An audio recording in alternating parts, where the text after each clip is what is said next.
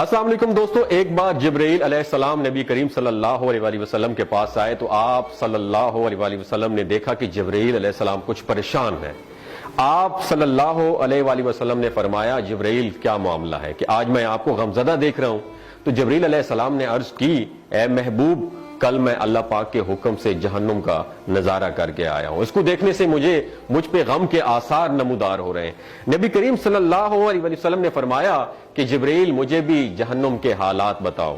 جبرائیل نے عرض کی، جہنم کے کل 7 درجے ہیں اور ان میں سے جب سب سے نیچے والا درجہ ہے اللہ ان میں منافقوں کو رکھے گا، اس سے اوپر والے 6 درجے میں اللہ تعالیٰ مشرک لوگوں کو ڈالیں گے، اس سے اوپر 5ویں درجے میں اللہ سورج اور چاند کی پرستش کرنے والوں کو، عبادت کرنے والوں کو ڈالیں گے، 4تھے درجے میں اللہ پاک آتش پرست لوگوں کو ڈالیں گے، اور 3رے درجے میں اللہ پاک یہود کو ڈالیں گے، 2 درجے میں اللہ تعالیٰ عیسائیوں کو ڈالیں گے۔ یہ کہہ کر جبرائیل علیہ السلام خاموش ہو گئے تو نبی کریم صلی اللہ علیہ وسلم نے پوچھا، جبرائیل آپ خاموش کیوں ہو گئے؟ مجھے بتاؤ کہ پہلے درجے میں کون ہوگا؟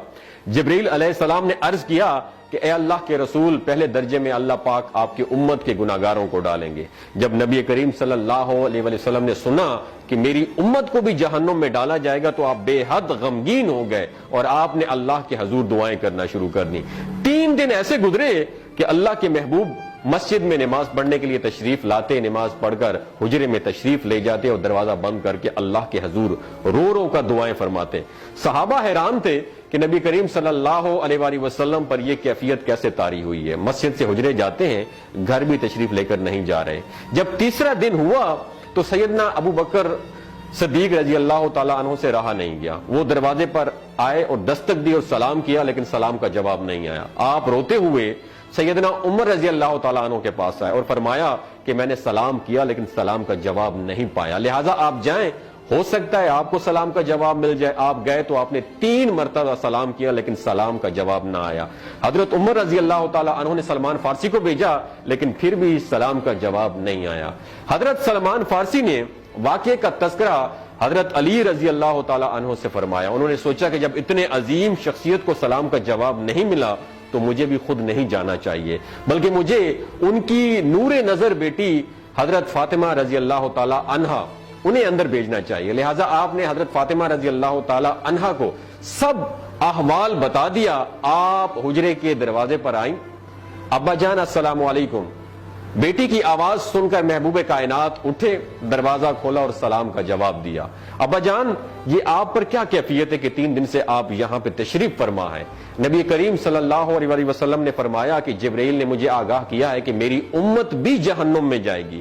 فاطمہ بیٹی، مجھے اپنی امت کے گناہگاروں کا غم کھائے جا رہا ہے اور میں اپنے مالک سے دعائیں کر رہا ہوں کہ اللہ ان کو معاف کر دے اور جہنم سے بری کر دے۔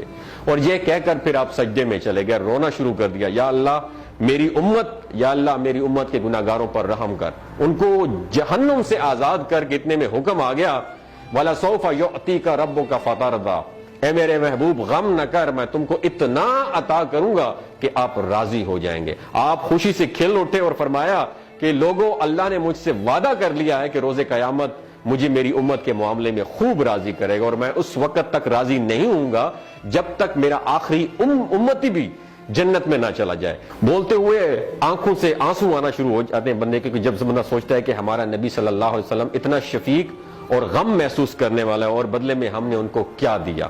آپ کا 1 سیکنڈ اس ویڈیو کو دوسرے لوگوں تک پہنچانے کا سورس ہے۔ میری آپ سے عاجزانہ اپیل ہے کہ لا حاصل اور بے مقصد پوسٹیں ہم شیئر کرتے رہتے ہیں، لیکن آج اپنے نبی کی رحمت کا یہ پہلو کہیں ہم سے مس نہ ہو جائے۔